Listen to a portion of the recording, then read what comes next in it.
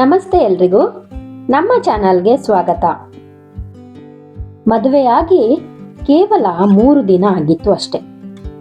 ನಿಖಿಲ್ ಮತ್ತು ರಿಯಾ ಇನ್ನೂ full comfortable ಆಗಿರಲಿಲ್ಲ. ಮನೆಯಲ್ಲಿ ರಿಲೇಟಿವ್ಸ್ ಇದ್ದಿದ್ರಿಂದ ಸರಿಯಾಗಿ ಮಾತಾಡೋಕ್ಕೂ ಆಗಿರಲಿಲ್ಲ.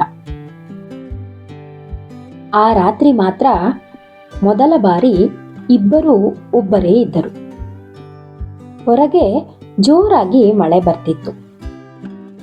ಕಿಟಕಿಯ ಗ್ಲಾಸ್ ಮೇಲೆ ಮಳೆಯ ಹನಿ ಬೀಳುವ ಶಬ್ದ ರೂಮ್ ತುಂಬ ರೊಮ್ಯಾಂಟಿಕ್ ಫೀಲ್ ಕೊಡ್ತಾ ಇತ್ತು. ರಿಯಾ ಕನ್ನಡಿ ಮುಂದೆ ನಿಂತು ಹೇರ್ ಡ್ರೈ ಮಾಡ್ತಾ ಇದ್ಲು. ಲೈಟ್ ಪಿಂಕ್ ನೈಟ್ ಡ್ರೆಸ್ನಲ್ಲಿ ಅವಳು ಇನ್ನೂ ಬ್ಯೂಟಿಫುಲ್ ಆಗಿ ಕಾಣಿಸ್ತಿದ್ಲು. ನಿಖಿಲ್ ಸುಮ್ಮನೆ ಬೆಡ್ ಮೇಲೆ ಕುಳಿತು ಅವಳನ್ನೇ ನೋಡ್ತಾ ಇದ್ದ. ಏನು ಎಂದು ರಿಯಾ ನಾಚಿಕೆಯಿಂದ ಕೇಳಿದ್ಲು. ನಿಖಿಲ್ ಸ್ಮೈಲ್ ಮಾಡಿದ. ಮದುವೆ ದಿನಕ್ಕಿಂತ ಇವತ್ತು ಜಾಸ್ತಿ ಚೆನ್ನಾಗಿ ಕಾಣ್ತಾ ಇದೀಯಾ ಅಂತ ಹೇಳಿದ. ಮೊದಲೇ ಕೆಂಪಗಾಗಿದ್ದ ರಿಯಾ ಕೆನ್ನೆ ಇನ್ನಷ್ಟು ಕೆಂಪಾಯಿತು. ಸುಳ್ಳು ಹೇಳಿ ಹೊಗಳ್ಬೇಡಿ ಅಂತ ಹೇಳಿದ್ಲು. ನಿಜ ಹೇಳ್ತಿದ್ದೀನಿ ಅಂತ ಹೇಳಿದ. ಸ್ವಲ್ಪ ಸೈಲೆನ್ಸ್ ಆಗಿತ್ತು. ರಿಯಾ ನರ್ವಸ್ ಆಗಿ ನೀರು ಕುಡಿಯತೊಡಗಿದಳು. ನಿಖಿಲ್ ನಿಧಾನವಾಗಿ ಅವಳ ಹತ್ತಿರ ಬಂದ. ಇನ್ನು ನಿನಗೆ ಭಯ ಆಗ್ತಿದ್ಯಾ ಅಂತ ಪಿಸು ಧ್ವನಿಯಲ್ಲಿ ಕೇಳಿದ. ರಿಯಾ ಕೆಲವು ಕ್ಷಣ ಕಣ್ಣು ಮಿಟುಕಿಸದೆ ಅವನನ್ನೇ ನೋಡಿದಳು. ಸ್ವಲ್ಪ. ಯಾಕೆ ಅಂತ ಕೇಳಿದ. ಹೊಸ ಲೈಫ್, ಹೊಸ ರಿಲೇಶನ್ಶಿಪ್.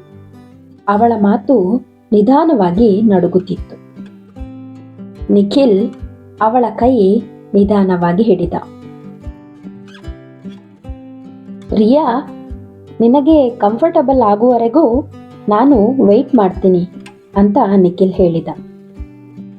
ಆ ಮಾತು ಕೇಳಿ ಅವಳ ಟೆನ್ಷನ್ ಸ್ವಲ್ಪ ಕಡಿಮೆ ಆಯಿತು. ಆದರೆ ಅವನ ಟಚ್ ಮಾತ್ರ ಅವಳ ಹೃದಯ ಬಡಿತವನ್ನ ಜಾಸ್ತಿ ಮಾಡ್ತಾ ಇತ್ತು. ಸಡನ್ಲಿ ಗುಡುಗು ಮಿಂಚಿನ ಸೌಂಡ್ ಬಂತು. ರಿಯಾ ಭಯಪಟ್ಟು ತನಗೆ ಅರಿವೇ ಇಲ್ಲದಂತೆ ಅವನ ಶರ್ಟ್ ಹಿಡಿದಳು. ನಿಖಿಲ್ ಕ್ಯೂಟ್ ಆಗಿ ನಕ್ಕ. ಇಷ್ಟು ಭಯವಾ?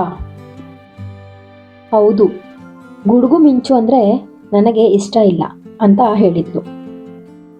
ಅವನು ಇನ್ನೂ ಹತ್ತಿರ ಬಂದು ನಿಧಾನವಾಗಿ ಹೇಳಿದ, ಆಗ ನನ್ನ ಹತ್ತಿರ ಇರು.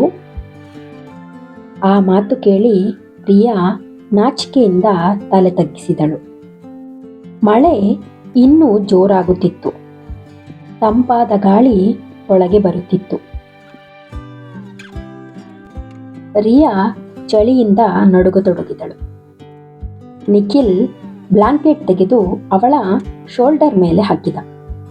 ಆದರೆ ಮುಂದಿನ ಕ್ಷಣ ಅವನು ಅವಳ ಒದ್ದೆ ಕೂದಲನ್ನ ನಿಧಾನವಾಗಿ ಸೈಡ್ಗೆ ಸರಿಸಿದ. ಆ ಸ್ಪರ್ಶಕ್ಕೆ ರಿಯಾ ಕಣ್ಣು ಮುಚ್ಚಿಕೊಂಡಳು.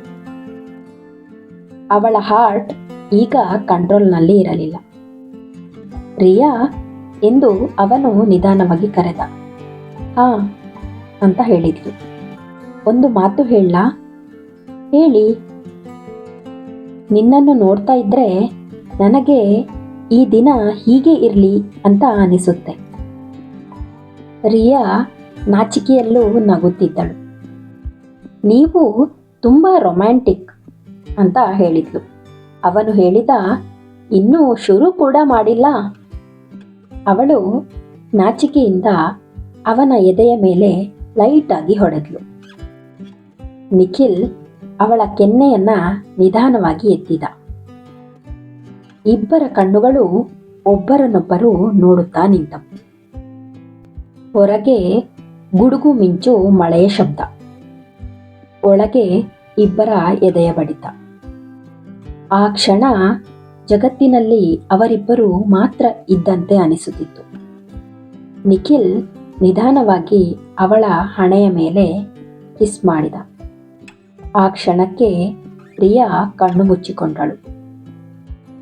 ಅವಳ ಕೈಗಳು ನಿಧಾನವಾಗಿ ಅವನ ಶರ್ಟನ್ನು ಹಿಡಿದವು.